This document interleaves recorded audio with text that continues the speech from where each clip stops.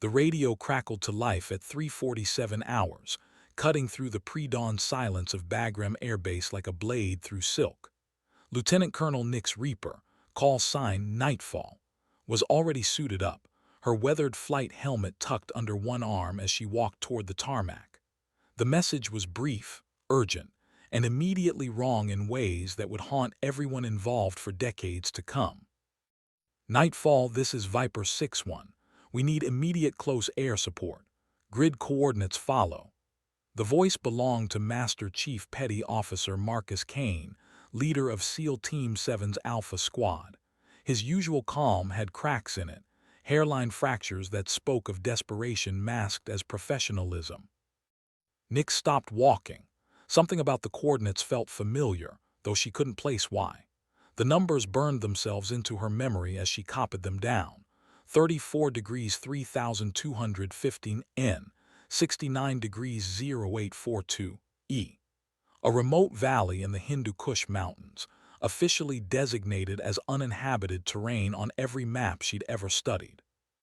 But maps lie, they always do. Her F-16C Fighting Falcon sat waiting in the darkness, its gray-green camouflage making it nearly invisible against the concrete. The aircraft had been her companion for 3 tours, its nose art depicting a raven in flight, a tribute to her grandmother's Cherokee heritage and the darkness that always seemed to follow her into combat. Tonight, that darkness felt heavier than usual. Roger that, Viper 6-1. Nightfall is wheels up in 15 mics. What's your target description? She keyed the radio while performing her pre-flight inspection, muscle memory guiding her hands across familiar surfaces. The pause stretched too long. In the special operations world, hesitation meant death, or worse, compromise. When Kane finally responded, his voice carried undertones that made her skin crawl. Multiple structures, high-value targets, full weapons release authorized on my mark. Another pause. Nightfall. This one's need-to-know only. No mission recordings, no post-flight debriefs. You copy. Nix's blood turned to ice water. In 12 years of active duty through Afghanistan, Iraq, and half a dozen classified operations that officially never happened, she had never received those instructions. Mission recordings were mandatory. Post-flight debriefs were sacred. The Air Force didn't just abandon protocol, not unless something was terribly, fundamentally wrong. She climbed into her cockpit anyway, because SEALs were dying and that was all that mattered. The F-16's engines spooled up with their familiar whine, drowning out the voice in her head that screamed warnings she wasn't ready to hear. As she taxied toward the runway, Nix caught her reflection in the canopy glass. A woman who'd been underestimated her entire career, about to fly into a trap that would redefine everything she thought she knew about honor, duty, and the true cost of keeping secrets. The takeoff roll began at 4:02 hours. By 4:03, she was airborne and heading toward coordinates that would change her life forever. Dawn was still 2 hours away when Nix reached the target area, her F-16 cutting through mountain air so thin it felt like flying through nothing at all. The Hindu Kush stretched below her in endless waves of rock and shadow, each peak a monument to the kind of desolation that swallowed armies whole. She'd flown over this terrain hundreds of times, but tonight the landscape felt different, pregnant with secrets that pressed against her consciousness like a migraine building behind her eyes. Viper 6-1, this is Nightfall. I'm on station and ready for target designation. She kept her voice level, professional, even as every instinct screamed that something was fundamentally wrong about this mission. Kane's response came through heavy with static and what sounded like suppressed breathing. Nightfall, we're encountering unexpected resistance. Multiple hostiles in hardened positions. We need immediate danger-close support on the structures at grid 34 degrees 3215 N, 69 degrees 0842 E. Those coordinates again. Nix programmed them into her targeting system while scanning the valley below with her FLIR pod. The infrared display showed heat signatures scattered across what appeared to be a small compound, but the signatures were wrong, too organized. too deliberate. This wasn't a random Taliban stronghold or an Al-Qaeda safe house. This was something else entirely. Viper 6-1, I'm seeing multiple heat signatures in defensive positions. Can you confirm hostile identification? She adjusted her altitude, bringing the F-16 into a wide orbit above the target area. Through her night vision, she could make out muzzle flashes in the darkness, automatic weapons fire exchanged between two distinct groups. The pause stretched long enough for her to complete half an orbit before Kane's voice returned, strained and desperate. Confirmed hostile. All structures are enemy targets. We need immediate ordnance on target, danger close authorization granted. Nix's hands moved across her weapons panel with practiced precision, but her mind rebelled against what she was seeing. The heat signatures weren't random.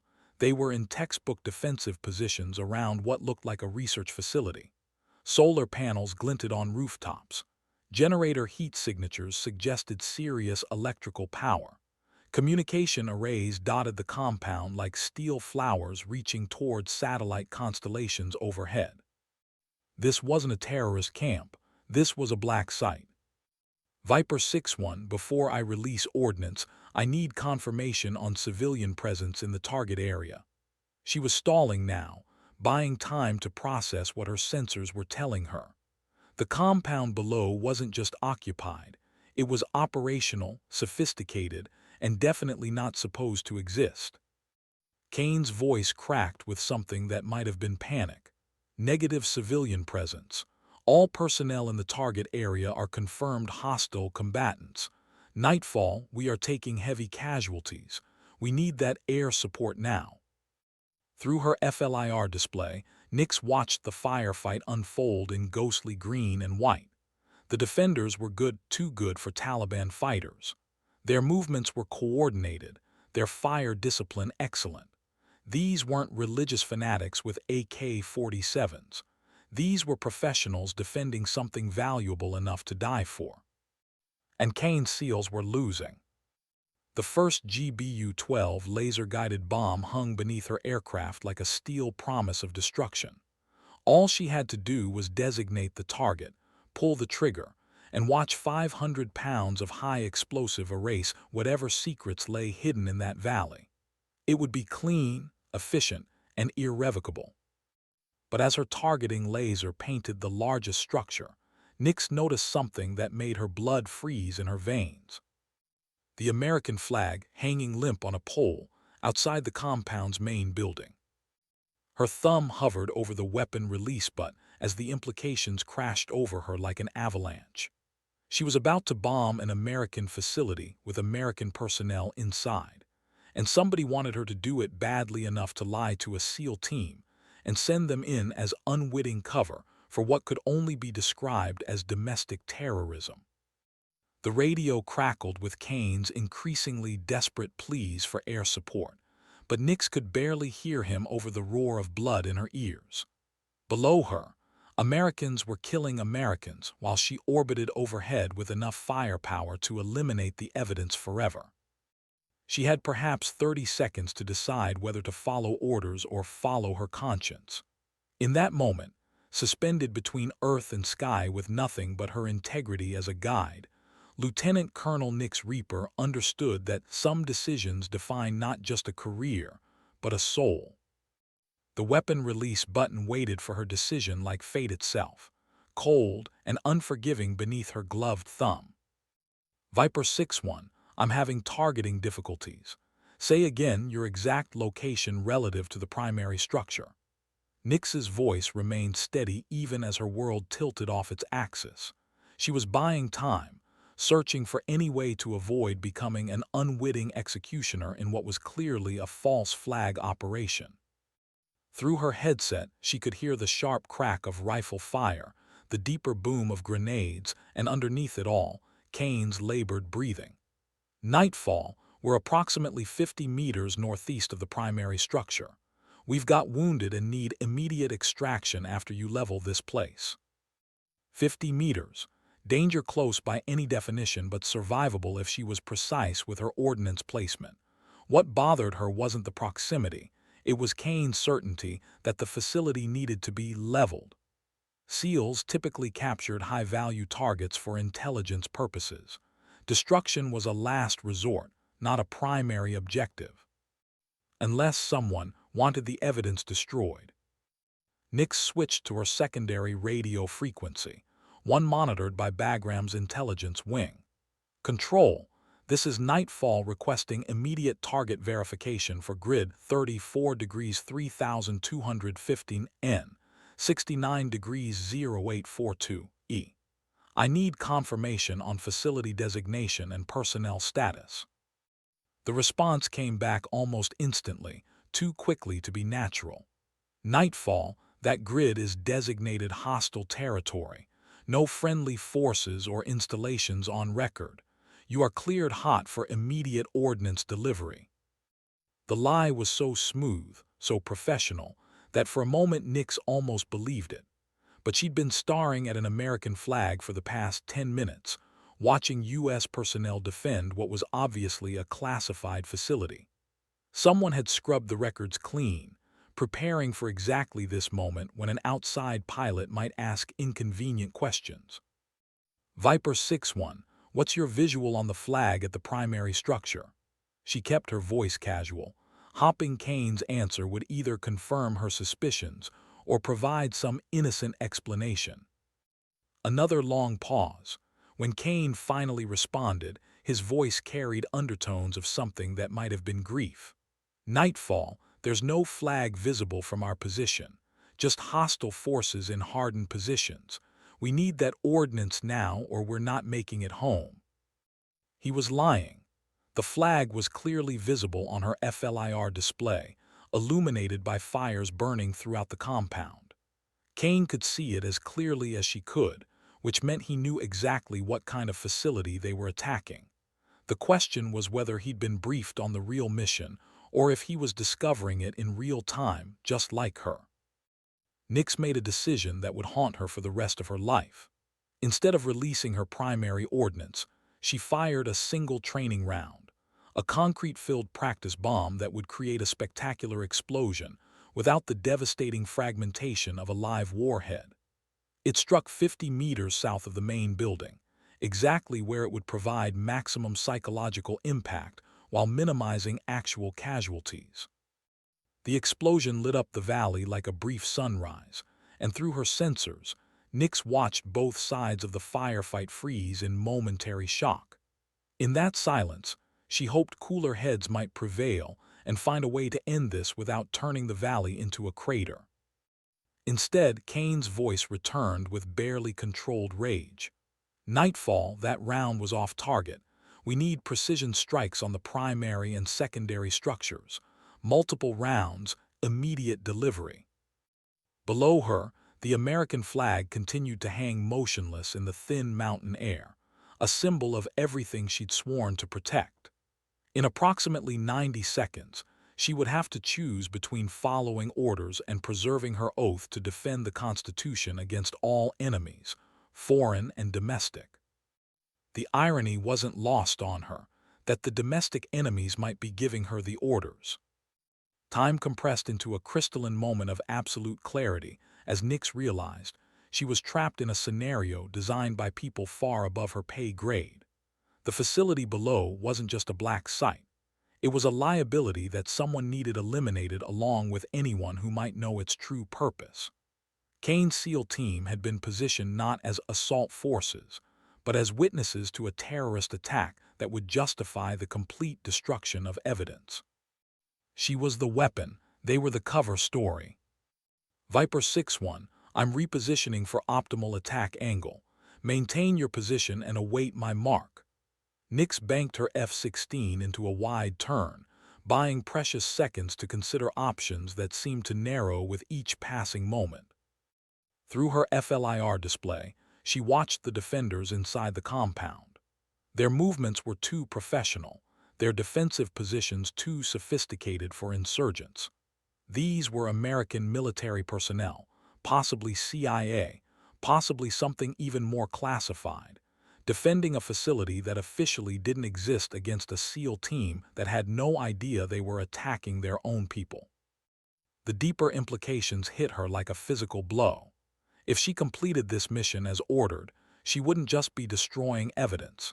She'd be executing American service members and covering up what amounted to a war crime. But if she refused, Kane's team would likely be overrun and killed. Their deaths used to justify an even more devastating response. She was trapped between two unacceptable choices, suspended 5 miles above a valley that contained enough secrets to topple governments. Nightfall, we're running low on ammunition and taking casualties. Whatever you're going to do it now. Kane's transmission carried the desperation of a man watching his team die around him. Nix closed her eyes for exactly 1 second, a brief prayer to whatever gods watched over aviators caught between duty and conscience. When she opened them, her path was clear, not because it was right, but because it was the only choice she could live with. She switched to guard frequency, the emergency channel monitored by every military aircraft in the region.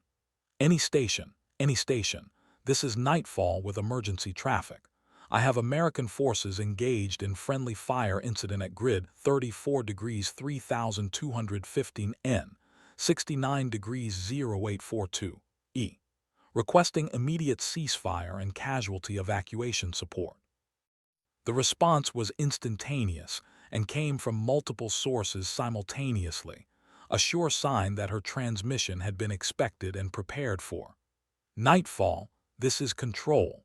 You are ordered to maintain mission parameters and complete ordnance delivery immediately. Switch to primary frequency and acknowledge. But Nix was done following orders from people who treated American lives as acceptable losses in their classified games. She keyed her radio one final time on guard frequency, ensuring her words would be recorded by every military and intelligence agency monitoring the region. Any station, this is Lieutenant Colonel Nix Reaper, call sign Nightfall. I am declaring a no-fly zone over grid 34 degrees 3215 N, 69 degrees 0842 E due to ongoing friendly fire incident involving classified personnel. I am refusing orders to conduct airstrikes on American positions and requesting immediate investigation by competent authority. The silence that followed was the most profound of her military career. In those few seconds of dead air, Nix understood that she had just ended her career, destroyed her pension, and quite possibly signed her own death warrant. But she had also chosen to be the kind of officer she'd always believed herself to be, one who protected American lives regardless of the political consequences. Below her, the firefight continued to rage in the darkness, but now it did so under the protection of an Air Force pilot who had decided that some principles were worth more than a career. The silence stretched until Nix began to wonder if her radio had malfunctioned, if her career-ending transmission had somehow failed to broadcast. Then Kane's voice cut through the static, raw with something that might have been relief or despair. Nightfall, Jesus Christ, Nightfall, do you know what you just did? She did know. She just committed career suicide to prevent what amounted to state-sponsored murder. But before she could respond, another voice joined the frequency, calm, authoritative, and speaking with the kind of unshakable confidence that comes from absolute power. Nightfall, this is Actual. Stand by for priority traffic. Actual, in military communications, that designation belonged to only one person in any chain of command, the commander himself. But which commander? And how had he managed to monitor what should have been a classified operation in real time? The answer came with terrifying clarity. Nightfall, this is General Morrison, Central Command. I need you to listen very carefully to what I'm about to tell you, because American lives depend on your complete understanding of the situation below you. General David Morrison, 4 stars, commander of all American forces in the Middle East, and, according to the rumor mill, next in line for chairman of the Joint Chiefs. If he was personally monitoring this operation, it meant the stakes were far higher than she'd imagined. Sir, I'm listening. Nix kept her F-16 in a steady orbit while her mind raced through the implications of Morrison's direct involvement. The facility below you contains research that could revolutionize warfare as we know it, or destroy civilization if it falls into the wrong hands. 3 hours ago, that facility was compromised by a double agent who has been feeding intelligence to hostile foreign powers for the past 18 months. The personnel defending that facility are not the good guys, Colonel. They're traitors who are trying to preserve evidence of their treason. The words hit her like hammer blows, each one designed to shatter her certainty and rebuild it in Morrison's image. Sir, I observed an American flag at the facility. The defenders appear to be U.S. military personnel. Morrison's laugh was bitter as winter wind. The flag is part of their cover, Colonel. Those defenders include Chinese and Russian operatives along with American traitors. Master Chief Kane's team was inserted to prevent the theft of classified research, but they walked into a trap. If that facility isn't destroyed in the next 30 minutes, technology that took us 20 years to develop will be in Beijing by dawn. Every word sounded reasonable, logical, and utterly convincing. But Nix had spent 12 years learning to read between the lines of military briefings, and Morrison's explanation contained gaps large enough to fly a squadron through. Sir, if the facility contains such valuable research, why not secure it instead of destroying it? Surely the intelligence value has been compromised beyond recovery, Morrison cut her off. The research data has been corrupted and weaponized against us. Every minute that facility remains operational, it transmits classified information to hostile powers. Colonel, I need you to complete your mission. American national security depends on it. Below her, the firefight had intensified. Through her FLIR display, she could see that Kane's SEAL team was being systematically pushed back toward the valley's rim. Whatever the truth about the facility's purpose, American Special Operations personnel were dying, while she circled overhead with the firepower to end the engagement immediately. But ending it would also eliminate any chance of discovering the truth. Nix made perhaps the most difficult decision of her military career. General Morrison, I respectfully request written confirmation of target authorization before releasing ordnance on what appears to be a U.S. facility. The pause that followed seemed to last forever. When Morrison finally responded, his voice carried undertones of barely controlled fury. Colonel Reaper, you are relieved of command. Return to base immediately. A replacement aircraft is already en route to complete your mission. Relief flooded through her like cool water, followed immediately by a more complex emotion, the knowledge that she'd just watched her military career die in real time.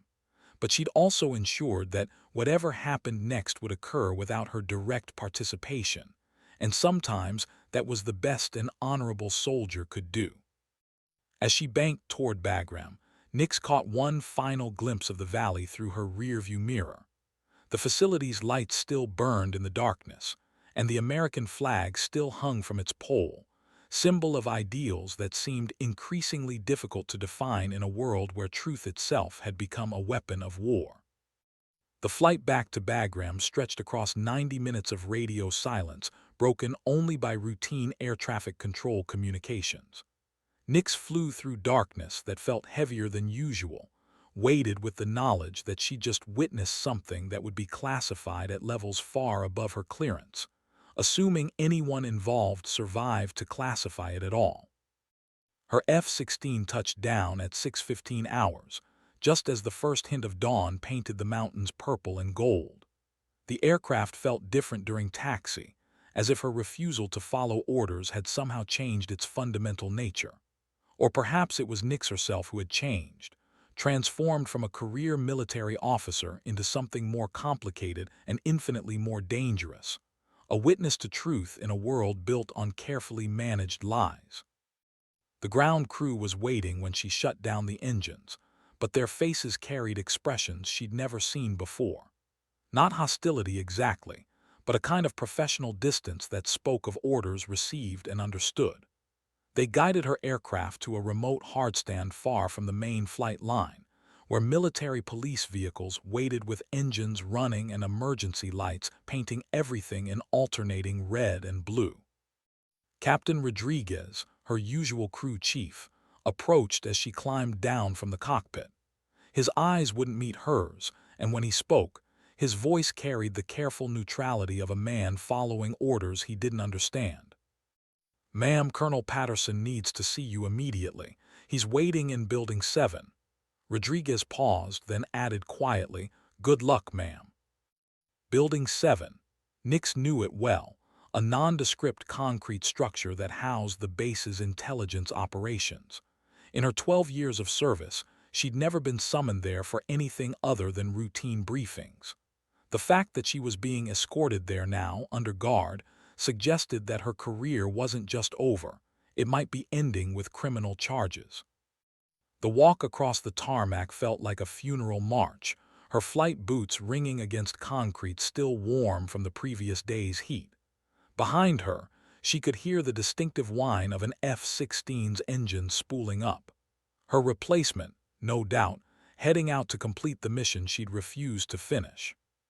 Colonel Patterson was waiting in Interview Room 3, a windowless space designed to make visitors feel isolated and vulnerable. He'd been her squadron commander for 2 years, a steady professional who'd always backed his pilots when political winds shifted.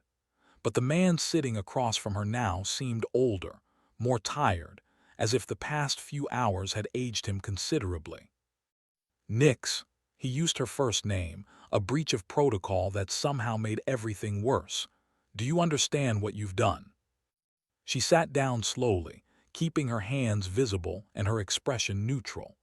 "I refused to conduct airstrikes on what appeared to be American personnel and facilities, sir. I believed my actions were consistent with my oath to defend the Constitution." Patterson's smile was infinitely sad. "Your oath? Christ, Nix, do you think any of us joined the Air Force to make these kinds of decisions?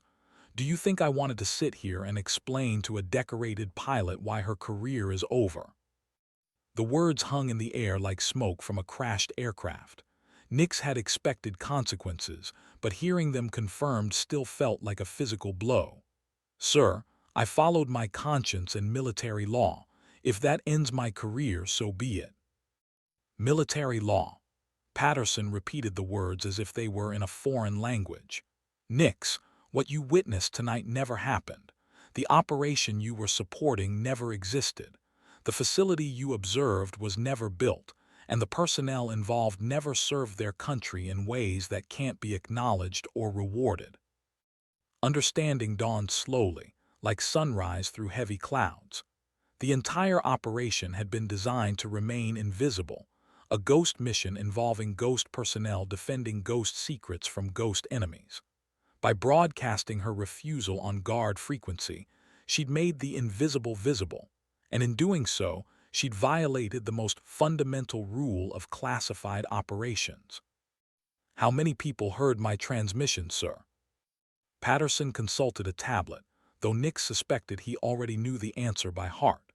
17 different monitoring stations, including at least 3 operated by foreign intelligence services. Your words are probably being analyzed in Moscow and Beijing as we speak, along with Beijing and Tehran. You didn't just refuse an order, Colonel. You broadcast the existence of a classified operation to anyone with a radio. The implications crashed over her like an avalanche. She hadn't just ended her career. She'd potentially compromised national security on a scale that would require congressional hearings and international diplomatic damage control. The weight of that realization settled on her shoulders like lead blankets, heavy and cold and permanent. But even knowing the consequences, Nix couldn't bring herself to regret her decision. American personnel had been engaged in combat, and someone had wanted her to eliminate them without proper authorization or oversight. Whatever damage her refusal had caused to operational security paled beside the damage that completing the mission would have caused to her soul. "What happens now, sir?" She kept her voice steady, professional, even though everything inside her was screaming. Patterson's expression softened slightly, and for a moment she caught a glimpse of the officer who'd mentored her through 2 deployments and countless training exercises. Now, Colonel, you disappear. New identity, new life, new everything. The Air Force will report that you died in an aircraft accident during a routine training mission. Your family will receive full death benefits and a flag from a grateful nation. The room spun slightly as the full magnitude of her situation became clear. She wasn't just being discharged or court-martialed. She was being erased from existence, transformed from a living person into an official fiction designed to protect secrets she'd never fully understand.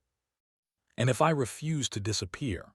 The question slipped out before she could stop it, though they both knew she had no real choice in the matter. Patterson's smile was infinitely sad. Then you'll disappear anyway, but your family won't get the death benefits. And Colonel, the people who make these decisions are very good at making problems go away permanently. In that moment, suspended between her old life and whatever came next, Nix finally understood the true cost of serving in a world where the lines between right and wrong had been blurred beyond recognition. She joined the Air Force to defend American ideals, but those ideals themselves had become weapons in a war fought entirely in shadows. Outside Interview Room 3, her F-16 was already being painted with a different tail number, preparing to serve a different pilot who would never know that Lieutenant Colonel Nix Reaper had ever existed. By sunset, every record of her service would be archived in vaults so deep and dark that not even congressional investigators could find them. But somewhere in the Hindu Kush Mountains, an American flag still flew over a facility that officially didn't exist, defended by personnel who had never served and died protecting secrets that were never classified. And in a few hours, a woman who had never been born would begin learning how to live as someone she'd never been, carrying memories of a war that had never been fought. The transformation began that afternoon in a medical facility that didn't appear on any base map, where doctors with no names performed procedures that left no records. Nix's fingerprints were altered, her retinal patterns surgically modified, her dental records replaced with fabricated histories that stretched back to childhood. Even her scars were changed, some erased, others added to support her new identity's fictional past. Through it all, she remained conscious but detached, watching her old self being systematically erased and replaced with someone named Elena Vasquez, a former Air Force mechanic with an honorable discharge and no classified clearances. Elena had been born in Los Angeles, raised by immigrant grandparents, and had served 4 unremarkable years maintaining cargo aircraft before leaving the military to pursue civilian aviation careers. Elena's memories were detailed, complete, and entirely fabricated. But they had to be perfect, because the people who'd orchestrated Nix's disappearance had also created an entirely new life for her to inhabit, complete with employment records, credit history, and even photographs of a childhood she'd never lived. The hardest part, Dr. Sarah Chen explained during one of the sessions, is learning to forget who you used to be. Your old identity was a security risk that endangered national interests. Elena Vasquez is your gift from a grateful nation, a chance to live peacefully while knowing you served with honor when it mattered most. But Nix couldn't forget.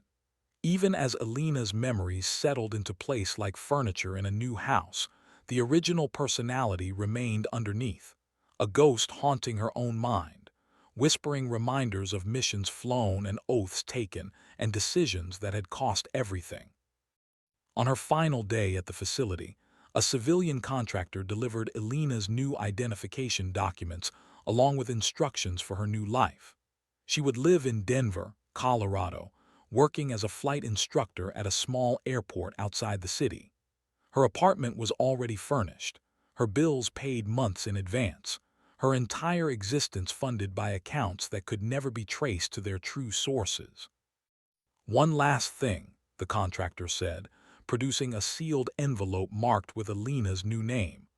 This is from General Morrison. He wanted you to understand why your sacrifice was necessary. Inside the envelope was a single photograph. The Hindu Kush facility, completely destroyed, reduced to smoking rubble scattered across the valley floor.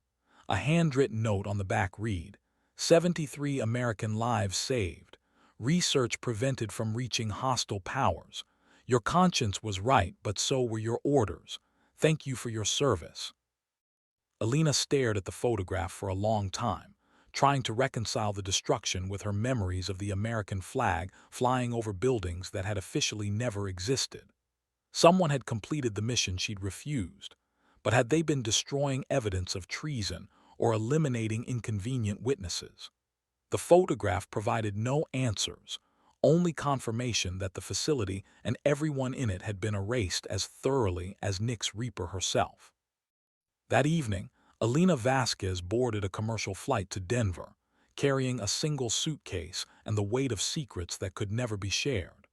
The woman sitting in seat 17A looked exactly like Lieutenant Colonel Nix Reaper, but according to every official record, that officer had died 3 days earlier when her F-16 crashed during a routine training mission.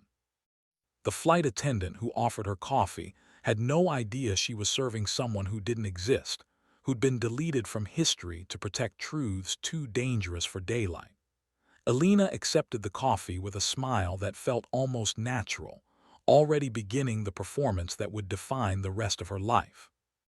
Outside the aircraft's window, the American landscape rolled past in endless patterns of light and shadow. Somewhere below, families were mourning the death of Lieutenant Colonel Nix Reaper, a decorated pilot who'd given her life in service to her country. They would never know that their grief was part of an elaborate fiction designed to protect secrets that existed in the spaces between truth and lies, honor and duty, service and sacrifice.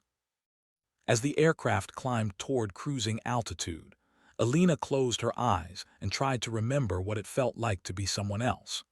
But beneath her borrowed memories and fabricated history, Nix Reaper's ghost continued to whisper warnings about the true cost of serving in a world where patriotism itself had become a weapon too dangerous for honest soldiers to wield. Alina Vasquez's new life in Denver began on a Tuesday morning in October, with mountain air so thin and clean it felt like breathing pure possibility.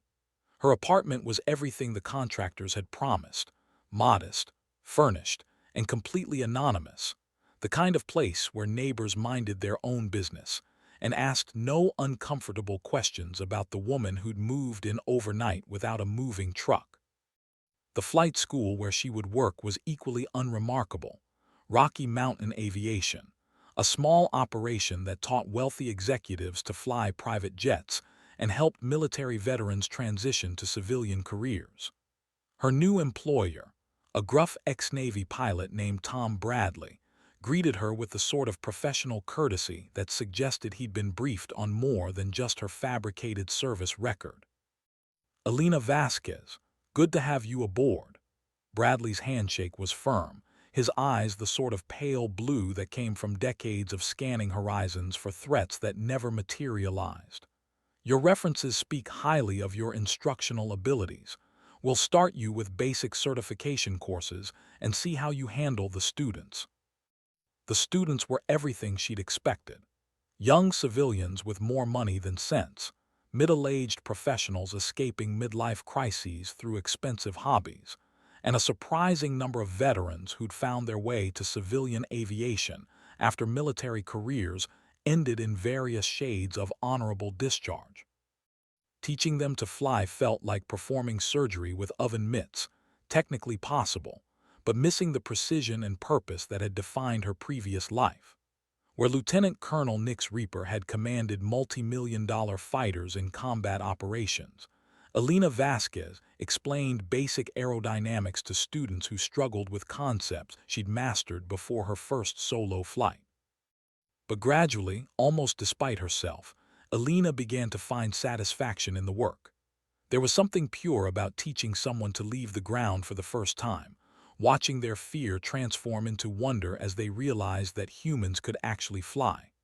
It wasn't the adrenaline rush of combat operations, but it carried its own rewards: quieter, more personal, and infinitely safer.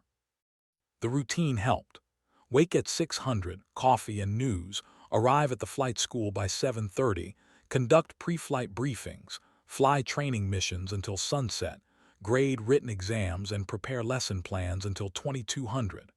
It was a simple life, almost aggressively normal, and after 6 months Alina began to believe she might actually succeed at disappearing into it.